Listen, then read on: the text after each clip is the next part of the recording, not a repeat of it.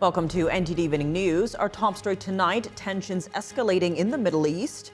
President Trump laying out a timeline for a deal with Iran as the world's largest aircraft carrier heads to the region. Meanwhile, at home, the president hitting the campaign trail in a key battleground state as the race to replace Marjorie Taylor Greene is heating up. Mario Tzu with the latest. Iran is conducting a joint military drill with Russia, and the U.S. is ramping up pressure on Tehran and its Islamic regime. Arian Pazdar has what Iran says about the naval exercises. Israel's prime minister says there will be no reconstruction in the Gaza Strip until Hamas is disarmed. This comes as the terrorist group is reportedly reasserting its control over the territory. Jason Perry with the details. British police have arrested UK's former Prince Andrew on suspicion of misconduct in public office over ties with Jeffrey Epstein. His brother, King Charles III, says the law must take its course. Refugees in the U.S. will now be required to report to DHS in person after they've been in the country for 1 year. Jason Blair has more on the Department of Homeland Security's new policy to implement existing immigration law.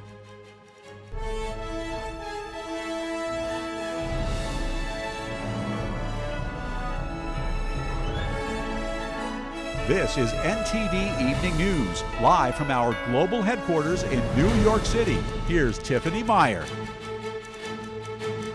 Good evening and thank you for joining us tonight. As the U.S. is ramping up pressure on Iran, the Islamic regime conducts a joint military drill with Russia.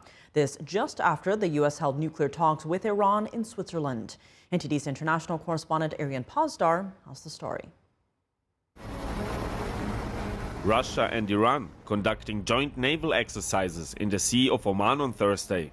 This as the US has deployed warships near Iran, while also holding talks with Tehran on limiting its nuclear program. A spokesman for Iran says the joint drill had been planned long before.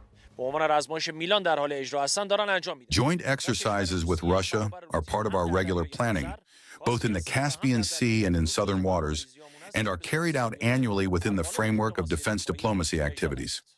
Russia has a strategic partnership treaty with Iran, although it does not include a mutual defense clause. A spokesman for Russia also says the exercise had been planned in advance. The Kremlin highlights the tensions between the US and Iran in the Middle East. We are currently witnessing an unprecedented escalation of tensions in the region. But nevertheless, we expect that political and diplomatic means and negotiations will continue to prevail in the search for a solution. The Kremlin is urging Iran and other parties to exercise prudence and restraint. And Russian President Vladimir Putin meeting with the foreign minister of Cuba. Cuba is experiencing a fuel crisis as the US is working to stop its oil supply. But the Kremlin says Putin did not discuss anything related to the US in the meeting with Cuba's foreign minister. And NATO is also holding a major military drill in Germany. More than a dozen nations are mobilizing thousands of troops, several warships and aircraft. The exercise is taking place as the war between Russia and Ukraine nears its 4th anniversary. Also in the war, Russia continues recruiting soldiers from around the globe. New intelligence info shows that around 1,000 people from Kenya have been recruited. The Kenyans leave the country on tourist visas to join the Russian army through Istanbul, Turkey, as well as Abu Dhabi, United Arab Emirates. The Kenyan official adds that around 100 Kenyans are at the front lines right now. Around 40 have been hospitalized and just short of 30 are missing in action. Kenyan authorities are working to stop the recruitment by Russia. Arian Pazdar, NTD News. President Trump laying out a timeline for negotiations with Iran as the USS Gerald R heads to the Middle East. And the president announcing billions of dollars in pledges to rebuild Gaza at his inaugural Board of Peace meeting in Washington. We now go live to NTD's Washington correspondent Mario Tzu. Mari, good evening. Tiff, good evening. And that's right. President Trump today saying, giving Iran a 10 to 15-day deadline to make a deal with the U.S., also saying that Iran cannot continue to threaten the stability of the entire Middle East. The president's also announcing that the U.S. is ordering additional 22 B-2 bombers, while reminding those present at the Board of Peace meeting that it was those B-2s responsible for Operation Midnight Hammer, the taking out of Iran's nuclear facilities over the summer. And this is all coming as a Russian warship is conducting a joint Navy drills in the Sea of Oman along with Iran, just a few days after Iran's Revolutionary Guards conducted drills in the Strait of Hormuz. The White House is saying that would be very wise for Tehran to make a deal and that diplomacy is always President Trump's first option. And here's the president today. Take a look. They cannot continue to threaten the stability of the entire region, and they must make a deal, and we have to make a meaningful deal. Otherwise, bad things happen. This comes as the U.S. sends the world's largest warship to the Gulf, where it's expected to arrive in about 3 days. And while the Iranian regime insists its nuclear program is entirely peaceful, it is the only non-nuclear weapon state enriching uranium up to 60%, a short step away from weapons-grade material. Yes, of course, the Iranians say that they're not interested in a nuclear weapon. We know, in fact, that's not true. You can't have peace in the Middle East if they have a nuclear weapon. And they can't have a nuclear weapon, and they've been told that very strongly. President Trump warning Iran at his inaugural Board of Peace meeting in Washington and announcing that the U.S. is committing $10 billion to the project of rebuilding Gaza, while other allies present make a $7 billion contribution. The president celebrates the return of all the hostages and delivery of humanitarian aid since the ceasefire last October and says the board will work very closely with the United Nations. More impossible problems can be solved as we go along this very beautiful path. Everything's beautiful, but the ancient wounds can be healed, and they are indeed ancient. Humanitarian aid has absolutely surged since the Gaza war ended. Our 4,200 aid trucks have entered Gaza each week for 13 consecutive weeks, the longest stretch of high-volume assistance to Gaza in years. Meanwhile, President Trump is hitting the campaign trail in Georgia, a key battleground state that's recently been in the spotlight as FBI agents raided a Fulton County elections hub last month. They raided the Fulton County storage house. And now the Democrats have hired a massive team of lawyers. Why don't they want them to see the ballots after all these years? You know why they don't want? Because they cheated, that's why. The president has long called the 2020 election rigged, recently pointing to potential foreign interference from the Chinese Communist Party and saying that prosecutions are coming soon. At Coosa Steel, he's driving home election integrity and his tariff strategy as necessary for national security. And you know who brought the cases against us? People that are China-oriented, people that have business in China, that want to rip us off and keep ripping us off. Everybody would be bankrupt, everybody. The whole country would be bankrupt. And I have to wait for this decision. I've been waiting forever. And the language is clear that I have the right to do it as president. I have the right to put tariffs on for national security purposes. His trip to Rome, Georgia, comes with early voting underway in the special election to replace former GOP Representative Marjorie Taylor Greene, who had a falling out with the president before stepping down from Congress. It also comes as President Trump vows passage of the Save America Act, which would require voter ID and proof of citizenship to vote before the midterm elections. And Tiff, we can expect all of this, President Trump's peacemaking efforts, his national security strategy, and his economic agenda to be on the table when next week he delivers his first State of the Union address of his second term. Back to you. All right, Mari, thanks for those updates. What form of military action could the U.S. take in Iran, and how would America's goals determine the scale of a potential operation? Hear from former Ambassador James Jeffrey and Lieutenant Colonel Robert McGinnis tonight on Capitol Report with Steve Lance at 7 p.m. Eastern. As the Board of Peace pledges to help rebuild the Gaza Strip, Israel's Prime Minister says there will be no reconstruction until Hamas is disarmed. This comes as the terrorist group has reportedly been tightening its grip over the territory. NTD's Jason Perry has the update. Residents in the Gaza Strip on Thursday were seen collecting water from a nearby water truck. Many in the territory have been living in tents due to the widespread destruction caused by the war between Israel and Hamas. Some residents shared their thoughts about the possible reconstruction of the territory as proposed by members of the new Board of Peace. We hope that the reconstruction happens quickly and that the money that has been allocated truly goes to the right place and isn't mismanaged in any way. Of course, I'm not optimistic because all of this feels pointless. It's just media talk and nothing will actually happen. There won't be any reconstruction. And Israeli Prime Minister Benjamin Netanyahu, speaking at a graduation ceremony for military officers on Thursday, said there won't be any reconstruction until the Gaza Strip is demilitarized. And very soon, Hamas will face a dilemma: to disarm the easy way or to be disarmed the hard way. But here is something else I promise you. It will be disarmed of its weapons, and Gaza will no longer threaten Israel. However, according to an Israeli intelligence assessment seen by Reuters, the Hamas terrorist group is continuing to reassert its control in the territory since the ceasefire. The assessment says that Hamas has been collecting taxes, paying salaries, and placing people loyal to the terrorist group in key government positions. And the group is still refusing to lay down their weapons. Meanwhile, Israeli forces are continuing to dismantle terrorist infrastructure in the Gaza Strip, and on Thursday released video of another Hamas tunnel they found. Inside were explosive devices and several hideouts used by Hamas terrorists. Netanyahu recently said that Israeli troops have destroyed less than half of the tunnels in the Gaza Strip, and that there are still over 200 miles of tunnels in the territory. And in Israel, authorities are tightening security at Al-Aqsa Mosque in Jerusalem ahead of Ramadan's Friday prayers. Israel said up to 10,000 people from the West Bank would be allowed into the country to pray at the iconic mosque. About 18% of Israelis are Muslim, and according to a U.S. State Department report, Israel's laws protect the freedom of religion regardless of an individual's religious affiliation. Jason Perry, NTD News. Britain's King Charles says the law must take its course after the arrest of his younger brother, the former Prince Andrew. The move comes in the wake of revelations in the Epstein files. Britain's King Charles arriving at an event in London Thursday, declining to answer questions about his brother Andrew's arrest. What's your reaction to your brother's arrest?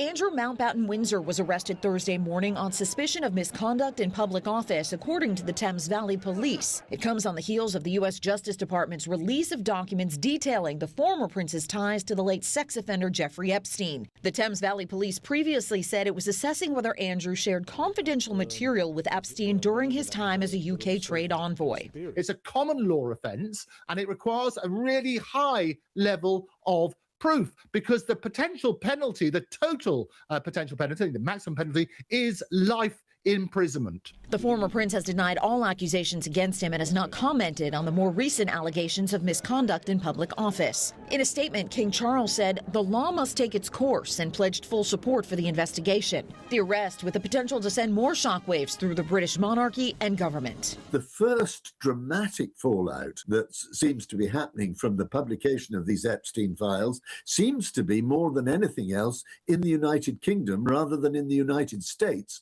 where the crisis began. Some lawmakers on Capitol Hill calling for similar accountability here in the U.S. According to local police, the former prince has now been released from custody but remains under investigation. The Department of Homeland Security says is tightening its enforcement of an existing case review law. The law requires refugees to report to DHS in person after they've been in the country for 1 year. NTD correspondent Jason Blair has more. The Department of Homeland Security is announcing a new policy on how it implements existing immigration law. The policy requires refugees to appear in person for a review of their residency status after they've been in the U.S. for a year. And if they fail to do so, they risk being detained. DHS says this is a change from previous policies, saying, quote, the changes are designed to better enforce the statutory 1-year requirement that aliens admitted as refugees be returned to DHS custody for inspection and examination for admission. Some recent media reports of this update have suggested that it provides the DHS with increased power to detain refugees. DHS tells NTD that the reports are, quote, sensationalizing long-established immigration law, saying USCIS is implementing the law as written by Congress. The statute expressly says that they shall return or be returned to custody. This is not novel or discretionary. It is a clear requirement in law. The alternative would be to allow fugitive aliens to run rampant through our country with zero oversight. In other news, a man pleaded guilty to aggravated assault after allegedly assaulting an ICE officer in Portland, Oregon. Court documents say Robert Jacob Hoops threw a large rock, striking the agent, causing significant damage to the officer's eye last June. The FBI says that on the same day, Hoops was seen with 2 other people using a stop sign as a makeshift battering ram, causing major damage to the main door of the Portland, Oregon ICE facility. The Trump administration has warned about assaulting federal agents. Anyone who threatens or assaults our federal officers will be arrested and charged federally. Hoops faces up to 20 years in prison if convicted. And the DHS says that ICE deportations have led to a 36% drop in illegal immigrants receiving welfare benefits, as well as a 42% drop in illegal immigrants applying to welfare programs, and that 11% have dropped out of them. The DHS says that the data is from a KFF survey done in 2025. Reporting in Washington, D.C., Jason Blair, NTD News. Next Tuesday, President Trump will give the first State of the Union address of his second term. What issues will the president talk about in his address, and how has America changed since his first term? Join me along with NTD's Steve Lance and Mario Otsu on Monday, February 23rd at 6 p.m. Eastern for a preview of the major topics the president is expected to cover in the State of the Union. And on Tuesday, join us at 7 p.m. Eastern as we track the president ahead of his speech, hear reactions from lawmakers, and speak with panels on what it all means for you. Don't miss it. Coming up, Nancy Guthrie has been missing for 19 days now, and law enforcement still doesn't know where to find her. But they are now asking neighbors for more video from a particular date. Arlene Richards has the latest. Dangerous weather conditions are delaying recovery efforts in the avalanche near Lake Tahoe, California. What authorities are saying about the missing skiers. Malibu is taking legal action after the Palisades fire devastated the community. City leaders say government failures like protecting rare plants rather than clearing brush worsen the damage. Christina Corona reports. A budget standoff in New York City. Mayor Mamdani says tax the wealthy or hike property taxes. And experts warn the plan could hit first-time buyers hard. Sean Marshall breaks down who's really at risk.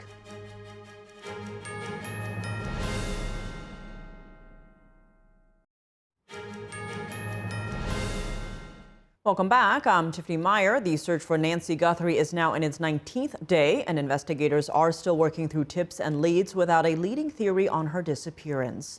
But they have ruled out the possibility that she was taken across the border. Arlene Richards has more on the latest. Another day has gone by, and despite thousands of tips and leads, law enforcement still hasn't located Nancy Guthrie, the 84-year-old mother of Today Show host Savannah Guthrie. And several authorities are still grappling over whether the disappearance was a targeted kidnapping, a burglary gone wrong, or something else. Pima County Sheriff Chris Nanos told the BBC on Wednesday that he believes it is a targeted kidnapping. But the evidence and the case as it unfolds will prove that or prove something else. But yes, I believe it was. Investigators did confirm to several news outlets on Thursday that Mrs. Guthrie likely isn't in Mexico. According to the New York Times, authorities ruled out a lead on a purchase thought to be connected to the case after communicating with Mexican officials. Surveillance footage from Nancy Guthrie's doorbell camera captured one masked man wearing black gloves and tampering with the camera. Nanos told ABC on Wednesday there are more images. We have so many images from ring cameras and videos of traffic videos, intersection videos. Fox News reports that authorities on Thursday are asking residents near Nancy Guthrie's home to share doorbell camera footage dated to January 11th from 9 p.m. to midnight, a date that aligns with the time frame of a Google search for Guthrie's name. Google data shows a search was conducted on January 11th for Nancy Guthrie's address and her daughter Savannah Guthrie's salary. The outlets say a spokesperson for the Pima County Sheriff's Office told them the FBI has been canvassing the neighborhood asking for footage. The Pima County Sheriff's Department is requesting doorbell video camera footage anytime from January 1st to February 2nd. Meanwhile, the FBI has posted another call for tips that will help them find Nancy Guthrie. They're still offering a reward of up to $100,000. We run all leads down until we have no more lead. Arlene Richards, NTD News. And an update on the avalanche near Lake Tahoe, California. Authorities say the last missing skier is also presumed dead. That's as dangerous weather conditions are delaying recovery efforts. Authorities say Tuesday's avalanche was the country's deadliest in 45 years. Rescue teams found the bodies of 8 of the 9 missing skiers late Tuesday night. But local authorities say it'll be at least another day before crews can try to recover the bodies and look for the ones still missing. According to officials, several of the skiers killed were members of the Sugar Bowl Academy, a nearby boarding school and ski club. Out of respect for the victims, the school said it will not be releasing their names to the public. The city of Malibu is suing the state of California and city of Los Angeles over the Palisades fire. The lawsuit claims that government failures worsened the destruction. NTD's Christina Corona tells us more. The city of Malibu is seeking accountability months after the Palisades fire tore through the community. It's asking for damages from the state of California as well as several state, county, and local agencies. In a 66-page complaint, Malibu says the wildfire destroyed more than 700 homes and dozens of businesses, leaving burn scars along the Pacific Coast Highway and damaging areas like Carbon Beach. City leaders say Malibu's entire character changed after the blaze burned down parts of the beachside community. The complaint says the fire was not an act of nature, but a result of what the city calls unlawful conduct and failures in inspection and emergency preparedness. The lawsuit claims officials prioritize protecting rare and environmentally sensitive plants over clearing hazardous vegetation near the site of the earlier Lockman fire, a burn area that allegedly reignited just days later. The city argues that state employees hindered firefighters' efforts to cut dry brush and remove fuel, even though hotspots and active burn areas were still visible. The lawsuit seeks to recover financial losses, including costs of emergency response, infrastructure repairs, environmental restoration, and lost revenue from tourism and local businesses. Malibu Mayor Bruce Silverstein says the decision to sue was not made lightly, adding that the city has a duty to protect residents and taxpayers while continuing to work with regional partners. The state of California and the city of Los Angeles have not yet commented on the lawsuit. Christina Corona, NTD News. Updates on who could succeed Governor Gavin Newsom in California. Polls currently show Republican candidate Steve Hilton in the lead. NTD's David Lamb reports. In the race for California's next governor, Republican candidate Steve Hilton takes the lead. A recent poll shows Hilton as the favorite with 17% support among 1,000 likely voters. It's time for a new future. That's why I'm running for governor. To make this beautiful state that we love so much truly golden again. The Fox News contributor has criticized California's current administration, particularly the state of homelessness. I've made the decision to win this race, but I also know who it takes to win. Democratic Congressman Eric Swalwell and Republican candidate Sheriff Chad Bianco are tied for second place at 14% each. In the California primary, the two candidates with the most support will advance to the general election in November, regardless of party. Silicon Valley Mayor Matt Mahan also entered the race this year. Yeah, Matt Mahan. Yeah. Matt Mahan. California has a jungle primary, right? So everyone's running at the same time. That's right. There's no separate lanes for Democrats or Republicans. If he ends up top two, let's say it's him and Swalwell, I think he'll win because all the Republicans will vote for him. They'll go for the more centrist candidate.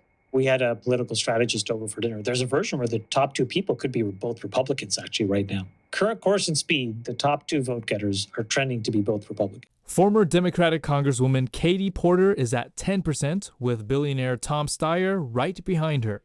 The last time California had a Republican governor, I'll be back, was in 2006 under Arnold Schwarzenegger. The California primary is set for June 2nd, with the general election on November 5th. David Lamb, NTD News, California. And turning to the Big Apple, New York City Mayor Zohran Mamdani is laying out plans to deal with the city's $5.4 billion budget gap. 2 plans have been laid out so far. NTD's Sean Marshall has more details. New York Mayor Zohran Mamdani is sending an ultimatum to Governor Kathy Hochul. He says there are 2 paths of fixing New York City's budget deficit. The first path repairs the structural imbalance between the city and the state. We want to work with Albany to raise personal income taxes by 2%, on the 33,000 New Yorkers earning more than $1 million a year, and to raise corporate taxes on the most profitable corporations. At a separate event Tuesday, Governor Hochul said that Mamdani needs to go back to the drawing board.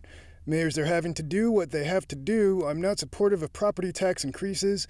I don't know that that's necessary. That's after giving City Hall an extra $1.5 billion on Monday. First off, this is a preliminary plan, and this is really the start of Mamdani negotiating with the state. And there are two paths that we can walk. One that offers long-term stability, and a second one with significant pain that we deeply hope to avoid. My initial reaction is, it's never great when we're going to increase property taxes, but who's really going to take the hit on this? The market is really the tale of two ends. So we have the high-end luxury market. They're really looking at things, trophy properties, long-term hold. They're going to be less affected. So who's really going to be affected by the increase in property taxes? First-time buyers. And first-time buyers are already dealing with so many challenges, especially with affordability. They are much more sensitive to an increase in interest rates, volatility in the stock market, and any levels of policy change. So that's really who's going to be hit the hardest here. Once again, I'm calling for Albany to end the drain. There is no third option of failing to balance the budget. Andrew Rain, the president of the Citizens Budget Commission, also pushed back against the two-option plan. He said the best option, dig into the agency's identify spending that is helping New Yorkers and keep it, identify spending that is not helping New Yorkers and shrink it. I'm not surprised. We saw this showdown with Hochul and Albany legislatures coming. This is a game that is played politically between the mayors of New York and governors when there's a budget. However, in order to get to this point of closing the gap on both this fiscal year and the next fiscal year, we are forced to raid the rainy day fund, the retiree health benefits trust reserve, and to increase property taxes across these other years. Many outer borough residents that live in detached homes tend to have higher property tax rates versus folks who live in luxury condominiums in Manhattan. Okay, this will exacerbate that tax burden on hardworking New York City taxpayers. This money grab is really the only vehicle at the mayor's disposal. He does not have the power to raise corporate taxes or personal income taxes. He can only raise property taxes. So this 9.5% property tax increase is concerning to a lot of hardworking New Yorkers and also the business community. The city's budget documents claim that Mamdani's budget would be an estimated $122 billion by the end of fiscal year 2026 and grow to $127 billion by 2027. Sean Marshall, NTD News. Coming up, geopolitical strategist Darren Gobb joins us to react to the first Board of Peace meeting. What will the rebuilding of Gaza look like? And are we heading to war with Iran? Former South Korean President Yoon sentenced to life in prison. Why Yoon's dramatic fall from power may still end in a pardon. Jack Bradley with the details.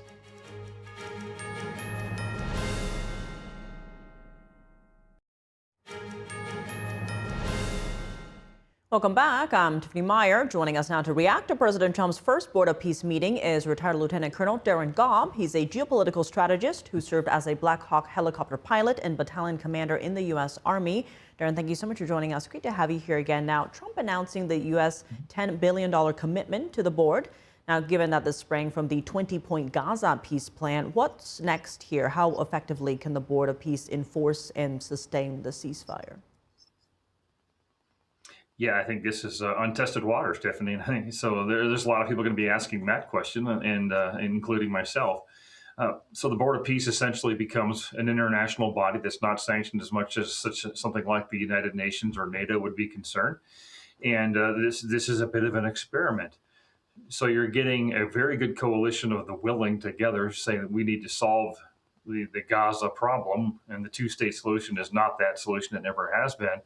And they're willing to put some money towards it. Now, I'm not a big fan of us giving any money towards this because we've got plenty of other things to do. We fund the UN by and large. I don't think American taxpayer dollars should go towards essentially what becomes nation building again.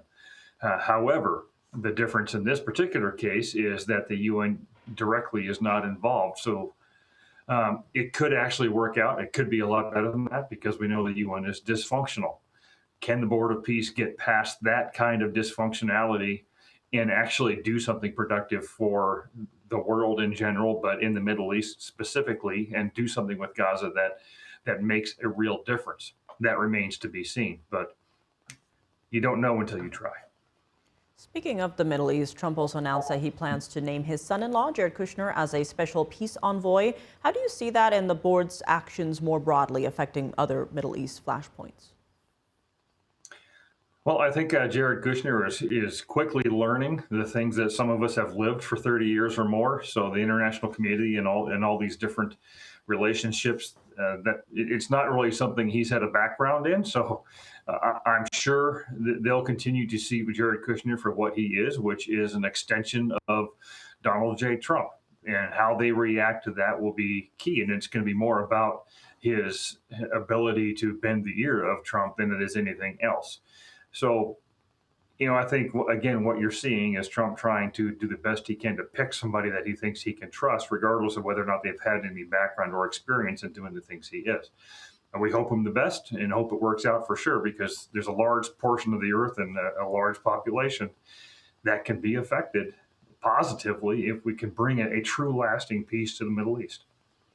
In terms of board members, why do you think major U.S. allies, the UK, Canada, France, Germany, much of Europe, have refused to join, giving various reasons? Will this impact the credibility or the potential impact of the board? I don't think so ultimately, because we're talking mostly about, some European nations that have made their stances clear through votes in the United Nations against Israel specifically. But again, this is a board that is made up of nations that are willing to come on and be part of a solution. At least that's what they're saying. And they're willing to actually put money towards the rebuilding of Gaza too. That actually gives it the credibility it needs, because it's something new and they're putting money towards it. So it costs something. What we have to be careful of is that it doesn't turn into another international, regardless of the type, that it's infiltrated by those who might try to put people in place who are sympathetic to the Palestinian Liberation Organization or any of those types of organizations in order to influence its effectiveness and turn it into something that shouldn't be. So credibility, initially, good. The results will matter. I want to go back to your earlier point about the United Nations, as Trump has criticized the UN, saying it hasn't fulfilled its potential in resolving conflicts, but said today that he would fund it to make it stronger and that the new board would ensure it lives up to its full potential. Can this be the case if China, the second biggest funder of the UN, is involved? I don't think so. China is ultimately going to be an adversary by their own choosing for a very long time. There's no doubt about that. And that's unfortunate because it could be so much better. But it's a typical communist party who sees the Western world as its enemy. In some cases, that might be legitimate. In some cases, in most cases, it is not. So I'm an advocate personally that the United States defund itself from the United Nations and leave and have the United Nations move somewhere else. I'll put that out there now. So I don't trust that body inherently. In essence, the UN is ineffective. And when it comes to trying to keep the peace in the Middle East, it's like they've been working against that entire objective in the first place. So we need to watch this body, this Board of Peace, and see if they can act something that the UN seems to have been working against a long time. And at the meeting today, Trump also issued a warning to Tehran, saying if a deal isn't reached in the next 10 days, bad things will happen. Now, his warning comes on the heels of a massive military buildup around Iran. How are you reading this? Are we close to war breaking out? It's hard not to read this and think back through a little bit of history and go back to around the end of 2017 and beginning of 2018, when Trump was basically doing the same thing against North Korea. The difference with Trump is, one, he's going to move everything he has to make sure that all those pieces are in place should he choose to use them and Congress authorize its use. And he did the same thing with Korea. And ultimately with North Korea, we never had to use those. But he is never going to enter into negotiations of this kind and threaten military action without moving things like the Navy forces that we've all seen close to Iran to make sure that they know that he's serious. I don't think he wants to strike Iran or truly think he wants a deal and wants peace, but he's not going to threaten the use of force on anything without having those pieces in place to make it look and potentially even be real. A lot to watch here for sure. Darren Gobb, as always, thank you so much for joining us. Thanks, Tiffany. Former South Korean President Yoon Suk-yeol sentenced to life in prison, a 3-judge panel convicting him of orchestrating an insurrection, his supporters flooding the streets, lawyers weighing an appeal, and history suggesting this may not be the final chapter. NTD's Washington correspondent Jack Bradley has more. Former South Korean President Yoon Suk-yeol sentenced to life behind bars. A court finding the 65-year-old guilty of abuse of authority and orchestrating an insurrection tied to his failed attempt to impose martial law in December 2024. Outside the courtroom, hundreds of his supporters rallying, holding Yoon Again banners, chanting his name. Given how much the rule of law has eroded in the Republic of Korea, we had hoped for an acquittal. But we see today's result as a challenge our country now has to work through. The 3-judge panel concluding Yoon subverted the Constitution by deploying troops to the National Assembly to halt parliamentary activity. Yoon denying the charges, claiming he was acting within his presidential authority, accusing the opposition, which controls parliament, of being sympathetic to communists and North Korea. 7 other defendants sentenced alongside him, including his defense minister and top police officials. Yoon's lawyers now saying they'll discuss whether to appeal.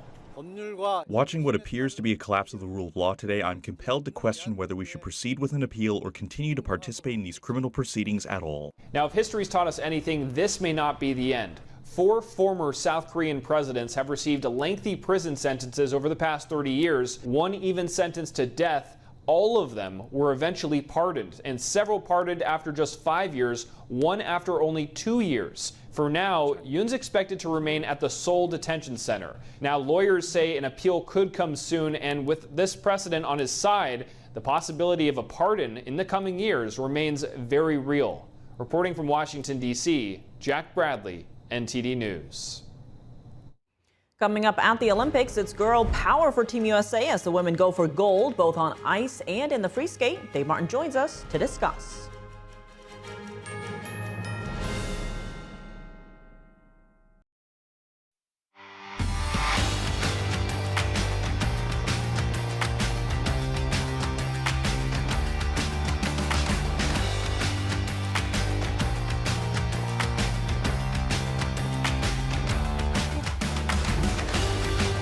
And now for your sports news, we're joined by NTD's Dave Martin. Dave, we have plenty of Olympic news today. Let's start in women's hockey. The gold medal game today between the U.S. and Canada went to sudden death overtime where the Americans won. How did they do? Yeah, veteran defenseman Megan Kelly scored on a breakaway goal roughly 4 minutes into overtime to win it 2-1. Now, the U.S. actually trailed 1-0 really for a majority of the game. They didn't actually tie it until about 2 minutes left in regulation. Very exciting game here. Their captain, Hilary Knight, scored the game-tying goal. Now, she was right in front of the goal. Her back was actually turned to the goalie, deflected a shot in. Pretty incredible. So then they go to sudden death overtime, where it's first goal wins. It's 3-on-3 there also to make it much more wide open. And Keller scored 4 minutes into there to win it. Now the goaltending on both sides was excellent. Erin Frankel of the U.S. though, she got allowed just 2 goals in the entire Olympic Games. That's 7 games and only 2 goals. Pretty amazing there. Hilary Knight, meanwhile, who I just mentioned, finishes her Olympic career with this game, the most ever goals by a U.S. women's player with 15. This is Team USA's 3rd gold medal in women's hockey, and has only been an Olympic sport since 1998. As I mentioned before, this is the 7th time in 8 Olympics that the gold medal game has come down to U.S. and Canada. Canada still has 4 wins to the U.S.'s 3. It's a very exciting game. I was hoping, of course, as you've heard me say every day for the last week and a half, it would come down to these two. It did. The game lived up to it, so I was very happy. I don't know if you heard me cheering when they scored in overtime, but yes, it was a fun game too. Next, we watch for the men's hockey team. Next we're off to, men's. Canada and U.S. are both in the semifinals, not against each other, though. I think the U.S. plays Slovakia. And then if they both win, they'll play in the gold medal game on Sunday. Now, the U.S. men have not won any kind of medal in men's hockey since 2010. They haven't won the gold since 1980. The Miracle on Ice team. But I think this team is at least going to win a medal, all right? I'm going to go way out on a limb here. They've got a very good shot at a medal. A lot of pressure on them.